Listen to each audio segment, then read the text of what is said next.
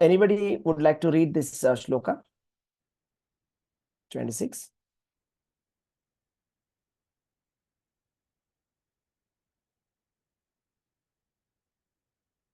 Hare Krishna.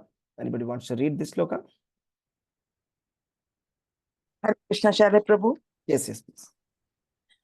Yato yato nischalati manas chanchalam astiram tatastato niyamaitat atmani eva vasam nayet. Translation with Divine Grace, Srila Prabhupada ki jai. From wherever the mind wanders due to its flickering and unsteady nature, one must certainly withdraw it and bring it back under the control of the self. Hare Krishna, Prabhuji. Hare Krishna. Let's see the next verse. Thank you. Anybody wants to read this shloka? 6.27. Can anybody read, please? Hare Krishna, may I try, Prabhuji? Yeah, go ahead. Bhagavad-gītā 6.27. Prashantamanasam yenam yoginam sukhamuttamam upaiti shantarajasam brahmabhutamakalmasham. Translation by His Divine Grace, Srila Prabhupada ki jai. The yogi, whose mind is fixed on me, verily attains the highest perfection of transcendental happiness. He is beyond the mode of passion. He realizes his qualitative identity with the Supreme, and thus he is freed from all reactions to past deeds. Hare Krishna. Hare Krishna. Thank you, Mataji. Yeah, let's go for the next one. 28. Who would like to read this? Anybody would like to read 28?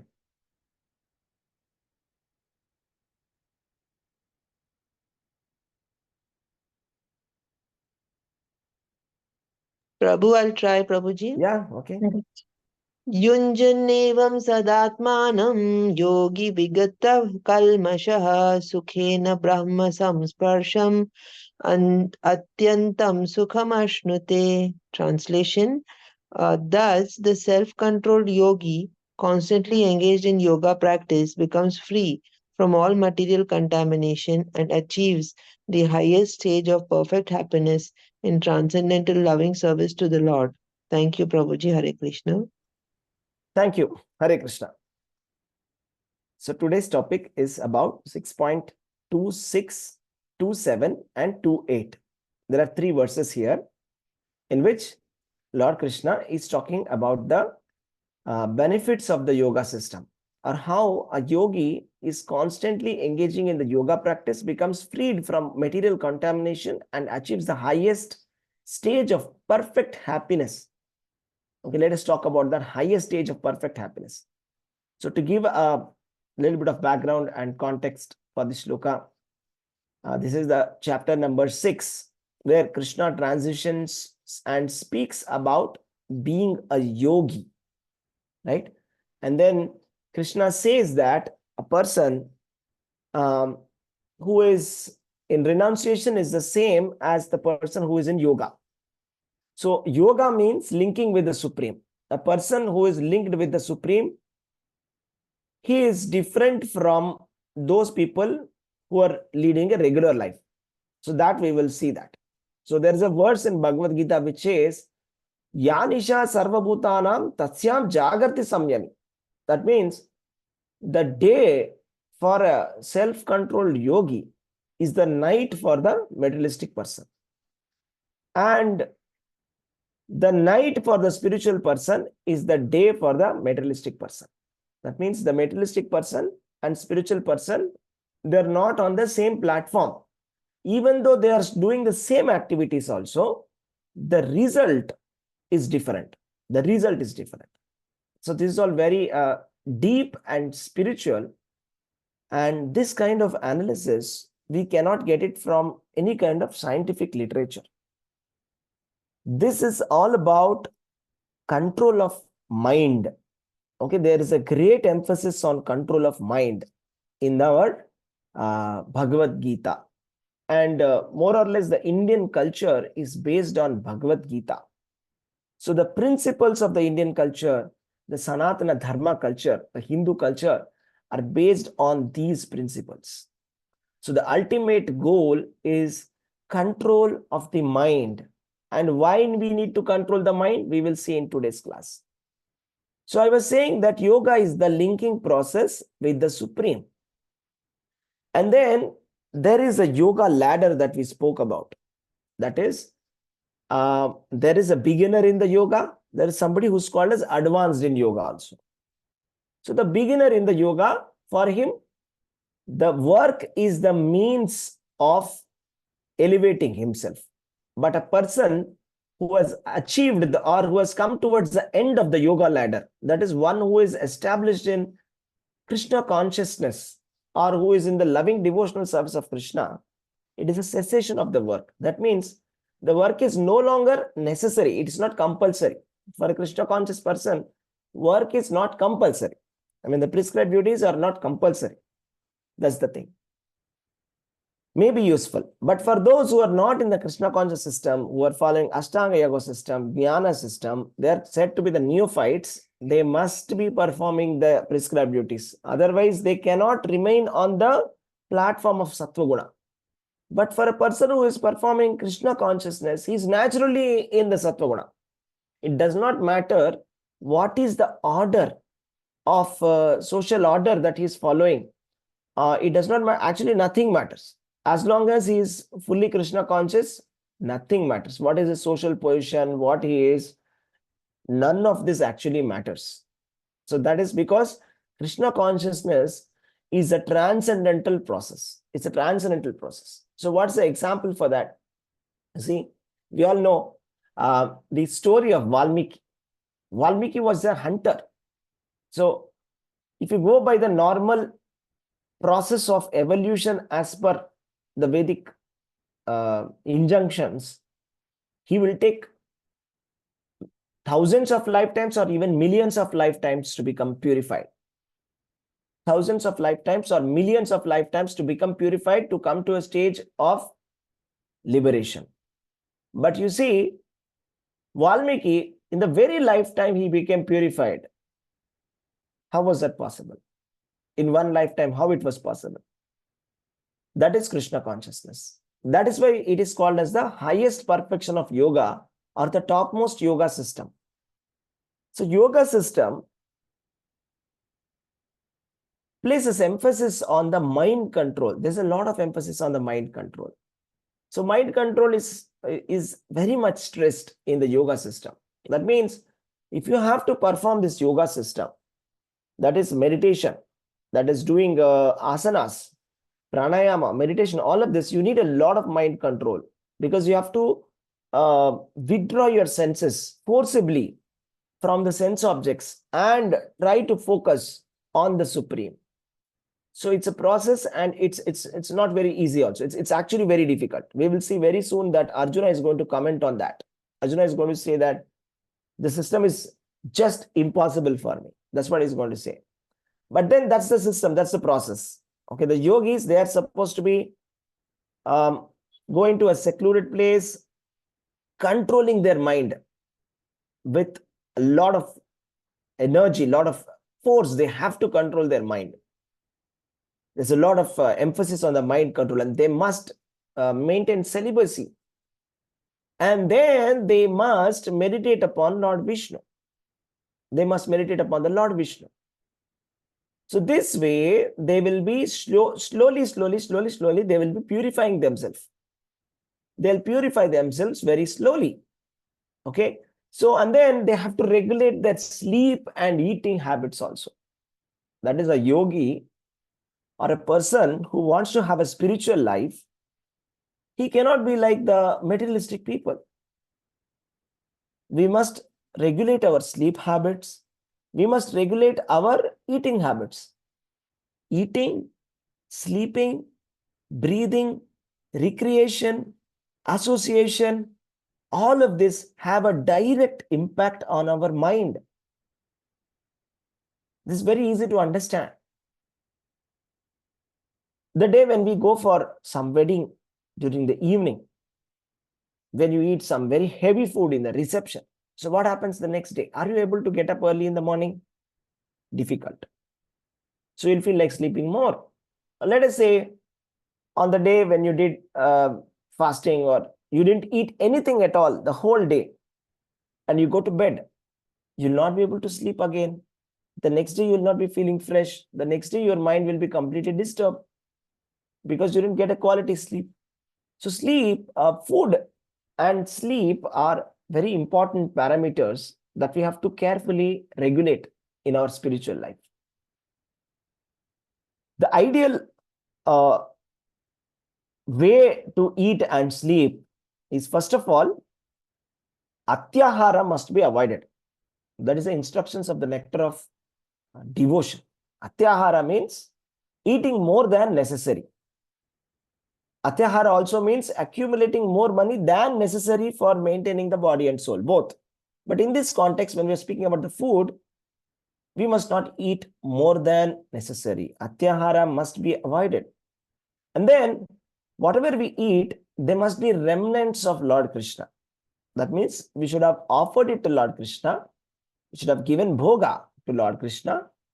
To offer to Lord Krishna, you have to use the tulsi leaves. You have to put the tulsi leaves, do Prabhupada prayers, and prayers to the spiritual master, and then prayers to Chaitanya Mahaprabhu. And there is a sequence of prayers that we are supposed to do. And then we say the Hare Krishna Maha Mantra thrice, and then we leave it for some time, and then we take it after ringing the bell. So like that, it becomes prasadam. When Lord Krishna eats it, it becomes prasadam. Then we should eat that food. That food is like an antiseptic. Just like we take a vaccine, antiseptic, which will help us from infection. Similarly, prasadam helps us from material contamination.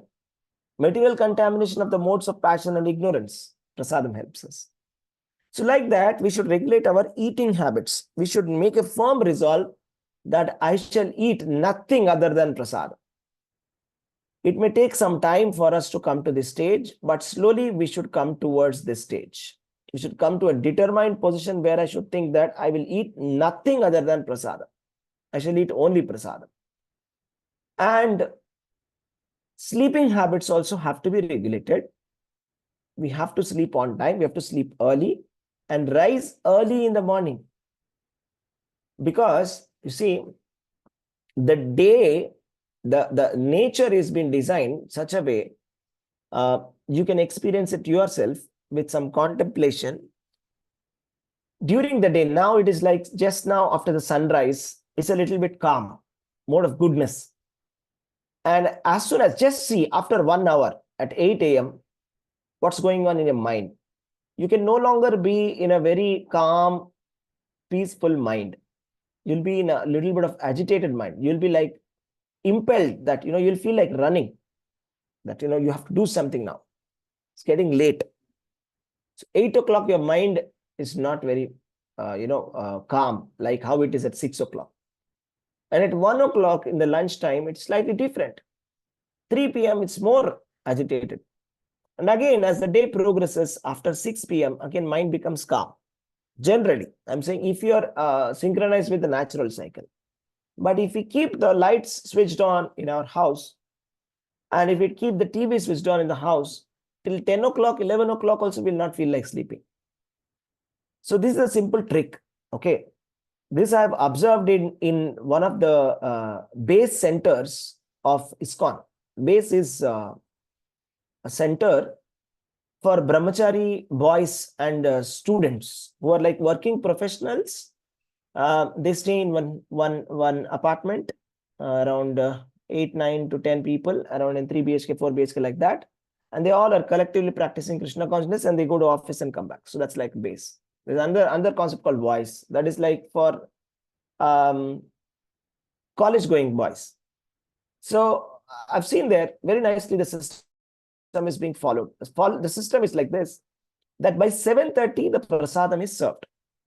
So there's a lot to learn from the system. Okay, we have to practically implement the system. By 7:30 the prasadam is ready. There is a cook, devotee cook, who is cooking and keeping the prasadam ready. So all the boys, they come and they have the prasadam by 7:30. Maximum by 8 o'clock. By 8:30, everybody would have had their dinner for sure. All of them. And what happens when you eat your food early? So within an hour, naturally, our human body feels like sleeping. After a 1.5 hour to 2 hours of eating dinner, we feel like sleeping. So this is the trick. So if you are eating your food at 7:30, by 9:30 for sure you'll feel sleepy. And the second thing that they do is, by 9:30, all the lights are switched off. All the lights are switched off. Somebody, if they have some office work or something, they have to go to a separate room and then they have to work there. So what happens is another thing that we have to understand. See, the reason why we don't have sunlight, just try to understand. Okay. Sun, the natural light is only present from 6 a.m. to 6 p.m. And our body understands that.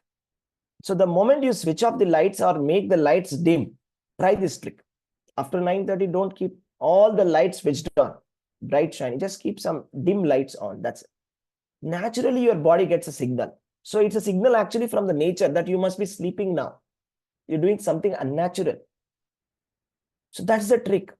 So sleep early, switch off the lights early. All of the main lights. Then you will naturally you will sleep. And when you sleep early, naturally you'll wake up early. That's normal. Everybody will wake up. And after waking up, we must have some motivation to wake up. What is that motivation? If there is nothing to do, then we won't wake up. See, the fact is, the reason why the mothers and fathers are there waking up early and they are sending children to school is because the school is there, they are waking up early. If there was no school, everybody will be sleeping. That's a fact. Let's accept it. Similarly, there must be something, some engagement for us and some deadline for it. Then only we'll wake up. Otherwise, we won't wake up. Isn't it? So the morning program we should have fixed in our mind. 4:30 is my service. It's my service. Just like my child service, I'm supposed to send him to school. This is Krishna service. 4:30, I'm supposed to serve Krishna. God service. 4:30 is the deadline when I'm supposed to do Mangalarti. Then what time I must get up? At least by 3:30 or 3:45 max to max. Because after getting ready, we have to get ready. We have to make the puja plate, aarti plate ready. Take some time. So you have to get up early.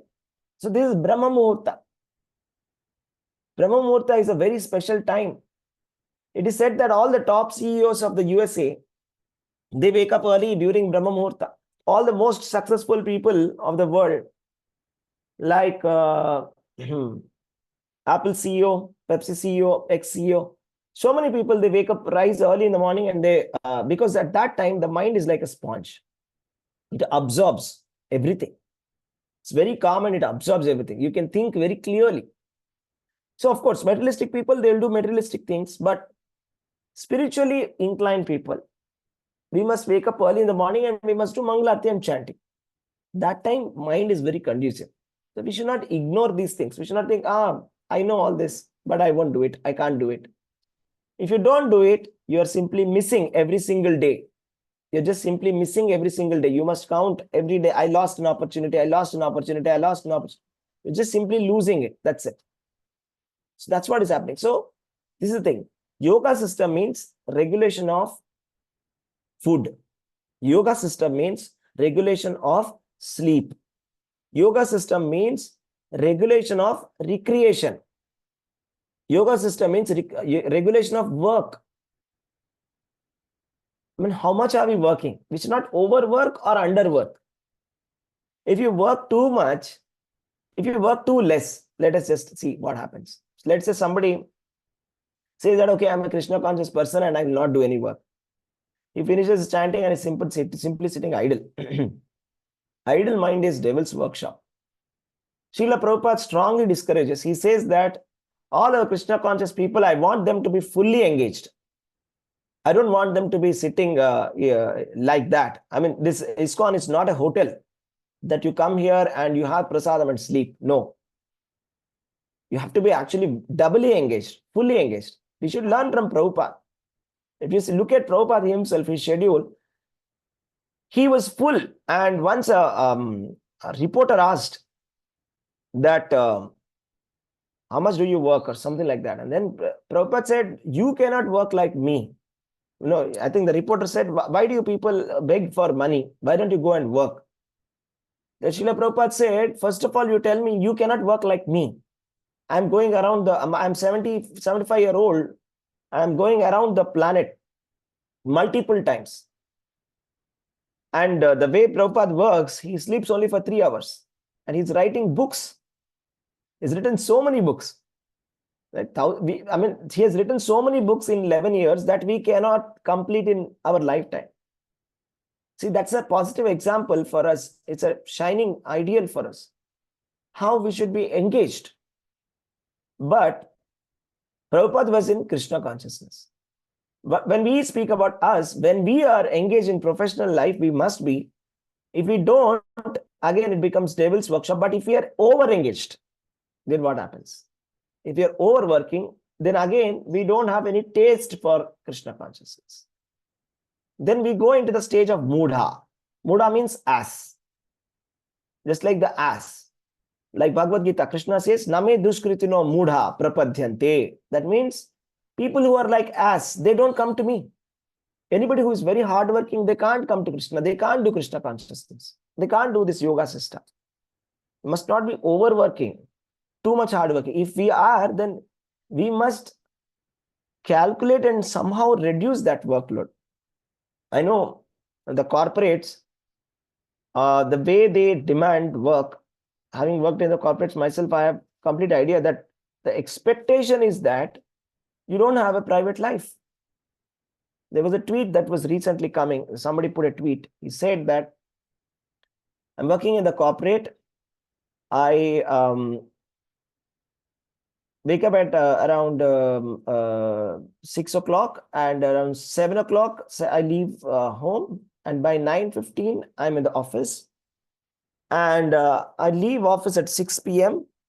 I reach at 9 o'clock. And by the time I prepare my dinner and I eat and sleep, it's 11 o'clock.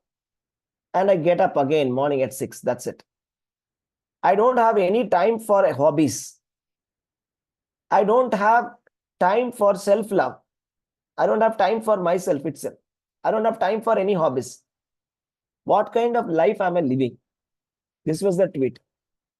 This is the reality. This is what is happening. And Monday to Friday, even Saturdays are also generally engaged in the corporates, especially in the IT field, because the deadlines are like that. The thing is, the deadline will be given in such a way that it's an impossible deadline. You have to work. So Saturday, Sunday also gone. Sunday will be gone in just relaxation or doing some basic chores. Saturday will be again working full day, morning till evening, morning till evening. If you have this kind of lifestyle, do you think this is yoga system? Then what is the alternative? Alternative is we must find a job which is conducive for Krishna consciousness. We must take that. So that's the point, right? In the Bhagavad-gītā, in the Nectar of Instruction, also it said, Rupa Goswami says that Anukulyasya sankalpo pratikulyasya varjanam. Whatever is favorable for Krishna consciousness, we must take. Whatever is unfavorable, we must reject. So like that, we must regulate our life, that we are not in a prayas or hankering for something material. I mean, doing some kind of a very large project, which is like, you are having sleepless nights. This kind of projects must be avoided. It's called Ugra Karma. Because this will take us away from yoga system. This is not yoga anymore. But if we follow the system properly, carefully regulate our life, live a balanced life, then our mind becomes, it's just like a lamp which is there in a still air. It is not shaking, right? Like that it comes. Then when we are like that, when we are doing devotional service, meditating on Lord Vishnu, we come to the stage of a samadhi, trance. What is this trance? Trance means it's a joyous transcendental state where mind is very calm. And you are able to remember about the pastimes of Lord Krishna. That is samadhi. Samadhi is you are able to remember the pastimes of Lord Krishna 24/7. Just like how Prahlad Maharaj was able to think about Krishna. How Ambarish Maharaj is to engage in Krishna. Savai mana Krishna padara bindayo. That means his mind is to engage in thinking about the lotus feet of Krishna. Not artificially. He had a taste in it. He used to love doing it. So it's a joyous state where boundless transcendental happiness is experienced. So like this, we must engage ourselves in this yoga practice with determination and faith. Right? That is utsahat nishchayat dhairya tatyat karma pravartanat. The nectar of instruction says. That means utsahat, enthusiasm. In the Ramayana, there is a shloka which says that there is only one thing that makes a work successful. You know what is that? Enthusiasm. If you don't have enthusiasm in anything that you do, your activity will fail. The only reason some companies succeed is because their employees are enthusiastic. The only reason why there are some people who are successful in their life is because they're enthusiastic in whatever they're doing. Similarly, in Krishna consciousness, we must be enthusiastic. Actually, enthusiasm is the yardstick of our progress. That's what Srila Prabhupada said. As the years progress, as the months progress, years progress in Krishna consciousness, how enthusiastic are you? I mean, naturally, it's possible. Material nature is so strong. Maya is so strong. It can pull us down. That is the job of Maya. Pulls us down. How enthusiastic are we? After 5 years in the moment, 10 years in the moment. So that's very important. Enthusiasm is going to make the difference. Utsaha. So determination we must have. Faith we must have. That, oh, why are we doing all of this? Why don't I just be like the others? Why am I doing all of this? It's so awkward. I'm like an odd man out. The entire world is doing something. I'm doing something. Yanisha sarvabhutanam tasyam jagarti samyami. That means everybody is sleeping. I am awake. Right? That's what Krishna is saying. Yanisha sarvabhutanam. Everybody is sleeping. It's night for them. Early morning, 4 o'clock. Everybody is in a deep sleep. Tasyam jagarti samyami. This fellow is waking up and ringing the bell and loudly singing and dancing. What is wrong? So, but we must have faith. We must not be deviated from the path. Should just stick to the path, have faith, have determination, and give up the material desires. And like that, we should be situated in the trance. That's how we should be situated in the samadhi state. We should think of Krishna and nothing else. We should only think of Krishna. So here, when we say yoga, we are talking about multiple yoga systems at the same time. Okay, just try to understand. When we say yoga, we are talking about all the yoga systems at the same time. But then, it can be compared to this example like, there is Himalayas. Okay, Himalayas is a wide range of mountains. In Himalayas, the height of the mountains ranges anywhere between 2,000 meters to 10,000 meters. The highest being 11,000 something, Mount Everest. But there are also some mountains which are small mountains, chota. 1,500 meters also, small. They are also called Himalayas. But what inspires us when we think of Himalayas is Mount Everest. The highest, tallest mountain. That's representing Himalayas. Similarly, yoga systems, there are many. Just like how small mountain is also a mountain. Some relief from material turbulence is also a yoga system, meditation system, or doing one's prescribed duties, offering it to Krishna, reading the Upanishad texts about the self. All of this is also yoga system. But then, the Mount Everest of the yoga system is the Bhakti Yoga system. That is the topmost yoga system. That's what Krishna is going to conclude in the 6th chapter, in the last verse. We will see the conclusion. Yoginam api sarvesham madgatena antaratmana shraddhavan bhajate yomam same yukta tamo mata. The topmost yogi is the one who is engaged in my consciousness. He is engaged in who is engaged in my bhajan, in my devotional service is engaged. So Bhakti Yoga is the topmost system. We'll see that. Every chapter, we'll see the same conclusion. So when we are speaking about yoga system, we are speaking about all the systems in parallel at the same time. But particularly Bhakti Yoga here in this context. So that's how we should understand. So here, today's verse, we saw that wherever mind wanders due to the flickering and unsteady nature, you should bring it back. Bring it back. You see, it may be happening that, you take up some sankalpa, first of all, that I shall chant these many number of rounds. Okay, I shall chant. So somebody can ask, what is this business all about? What is this counting business? Why should I count this chanting? I'm a very pure devotee. I'm 24/7 thinking about Krishna. I don't need to count. But that's an illusion. I tell you, that's a trap. I tell you that from my experience, I tell you that's a clear trap. So in the beginning, we feel that I'm a great devotee and we don't count. And actually, after a couple of years, we don't even remember where is Hare Krishna Maha Mantra, where am I, what am I doing? Everything will be gone. That's what happens. That's why Sankhya Purvakaihi. The Acharyas, we should follow Acharya. Acharya means what the perfected experts in this disciplic succession. They have done in a certain way. We have to follow them. We should not invent our system. Sankhya Purvakai is our system. That means everything has a count. See, doctor says you must eat 3 chapatis. You have a count. The banker says, how many notes have you given? You count 1, 2, 3, 4. You don't go to a bank and take a bunch of cash and say, just put it in front of the banker and say, take it, put it in the account. You don't do that. Nobody does that. You count 1, 2, 3, 4, 5, and you put it. You must count. Sankhya Purvakai. How many rounds have you chanted? Somebody is asking, how many rounds have you chanted? If you're saying, I can't say that because all the day I'm chanting.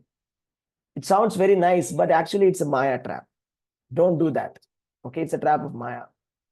So what happens is actually if you count, it will not even be 2-3 rounds the whole day. But then you'll be surprised to see, I thought I was chanting the whole day. That's illusion. That's the problem. That's why when you chant with rounds, right, with count, fixed count, then it becomes easy to track. If somebody is asking how many rounds are you chanting, you can say. You can yourself know whether you have increased chanting, decreased chanting, what's going on. Somebody can ask, I don't need quantity. I just believe in quality. I will chant 1 round of Hare Krishna Maha Mantra and I am in trance. That is also another trap. Okay, these are all traps. I'm telling you. This is a trap. Quality is not possible. Quality is not possible. Once Prabhupada was asked that, Prabhupada, I want quality chanting. Then Prabhupada said, first you focus on quantity. Then this devotee insisted, I want quality. So quality means 23 hours chanting like Haridas Thakur. Can you chant all the time? Just sitting, doing nothing, just chanting like Haridas Thakur, 24 hours, just for 1 hour he used to have for sleep and lunch, that's all. All the time he's chanting. So that is quality. So we will reach that quality one day. First you focus on quantity. This is the story for anything. Even if you're learning anything, we say the same thing. If somebody is learning music, we say first you do the Saregama Padanisa 100 times, 200 times. If you're doing keyboard, do it 100 times. If you're playing cricket on the grounds also, on the pitch practice, you'll say first you face some 1000 balls. Even if somebody is learning how to train, right? Then we will tell him that, first you give some trainings, some 10, 20 trainings. Somebody who wants to become a YouTuber, we say first you create some 100 YouTube videos. Same thing, quantity first. Don't get into this quality trap. Okay, quality will come again. Okay, we'll come to the quality. First quantity, fix the quantity, 16 rounds of chanting. So let us say one day I decided, okay, I took let's say, Shiksha program, I took 8 rounds, but then I'm chanting 4 rounds now. And then one day I'm chanting 2 rounds, one day I'm chanting 1 round. So based on my mood, I will chant. Just like our mood is like that. One day it's like up, down, up, down. So one day I'm very excited. It's Ekadashi, I'll chant 32 rounds. The next day I'm very busy. Office work, this, that, life takes over, and 2 rounds. The next day, no rounds, busy. Next day, again, 6 rounds. This is what it is. Whenever the mind wanders, due to the flickering and unsteady nature, we must withdraw it and bring it back under the control of the self. All we have to do is we have to fix the rounds and chant. I have promised in front of Lord Jagannath that I will chant this many number of rounds. Then why am I breaking the promise? Prabhupada says that. I mean, it's not a gentleman. Gentleman should not break the promise. You're promising in front of the Lord Jagannath. Then why we should break it? We must do it. Prabhupada says, if somebody says, I forgot to chant, did you forget to eat your food? Did you forget to sleep? If you're not discounting our food and our sleep, then why not chanting? You must make chanting as important as eating and sleeping. Okay? That's the first step. Actually, it's more important than that. And this way, by fixing our mind on Krishna, we attain highest perfection of transcendental happiness.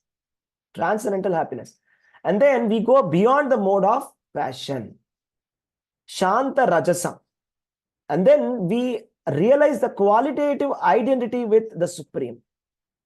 And then we become freed from the reactions of the past deeds. Brahmabhuta Akalvasha. Brahmabhuta stage means liberation stage. So this is the Bhagavad-gītā is talking about Brahmabhuta multiple times. Maybe 3-4 times. This is another time when Krishna is saying, Brahmabhuta prasannatma nashochati nakangshati. Samat sarveshu bhutechu madbhaktim labate param. Brahmabhuta stage.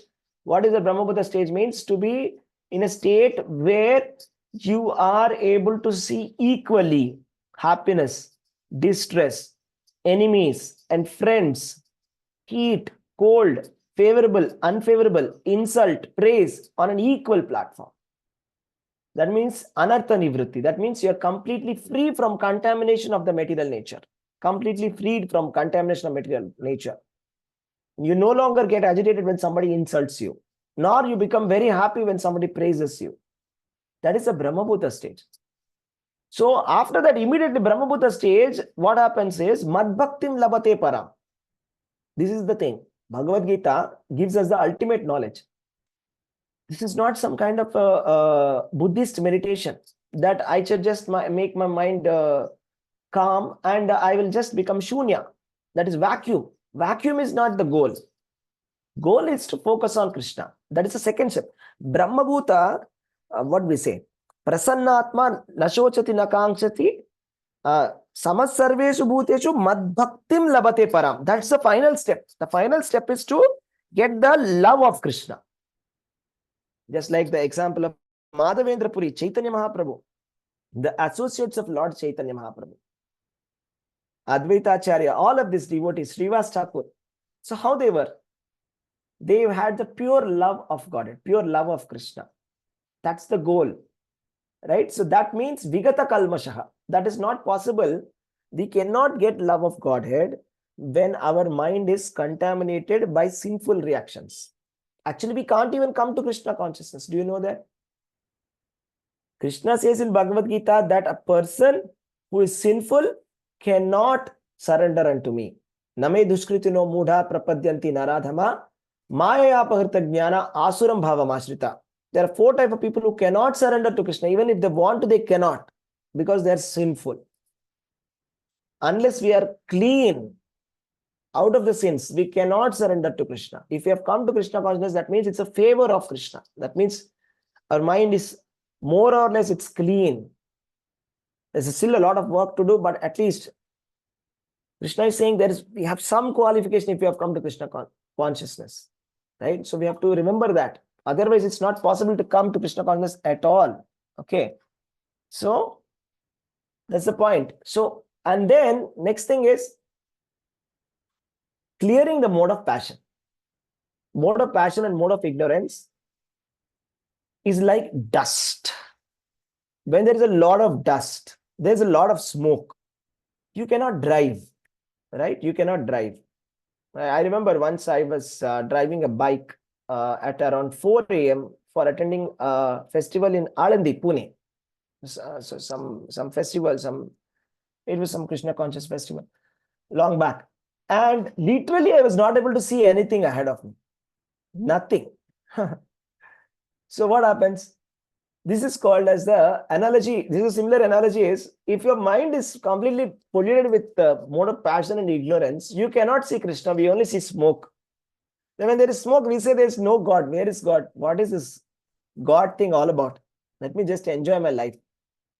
So that should be clear. Then we can see things as they are.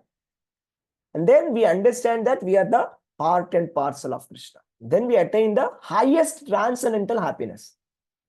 So this way, the self-control yogi engages in a constant yoga practice, becomes freed from all material contamination, and achieves the highest stage of perfect happiness in the transcendental loving service of the Lord.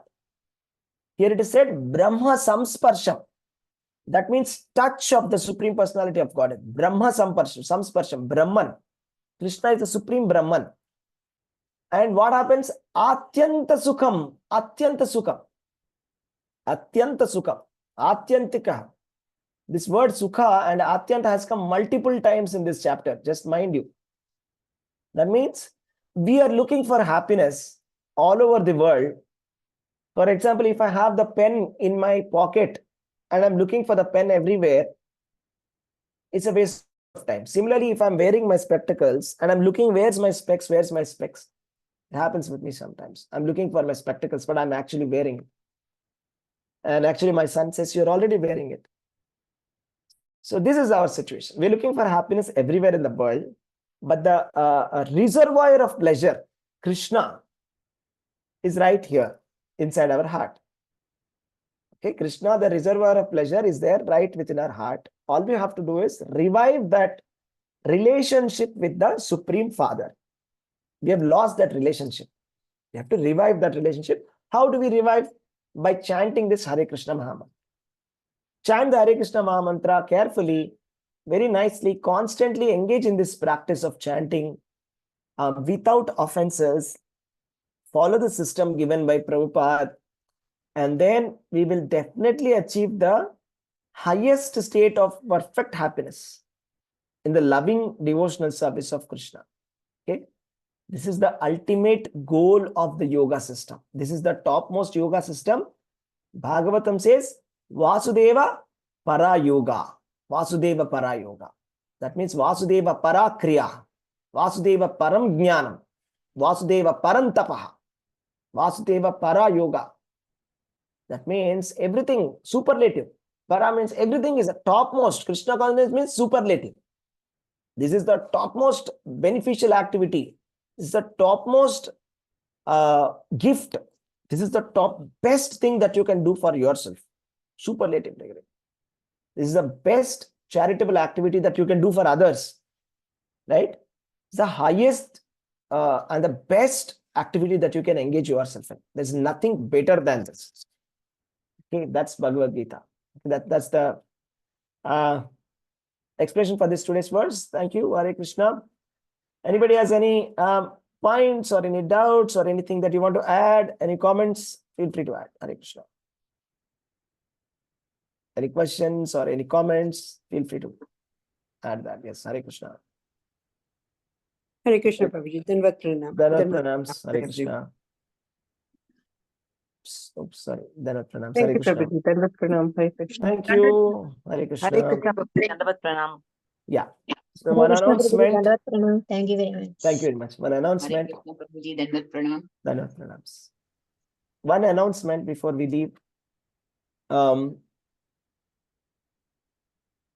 From tomorrow, we are starting something very special. Do you know what it is?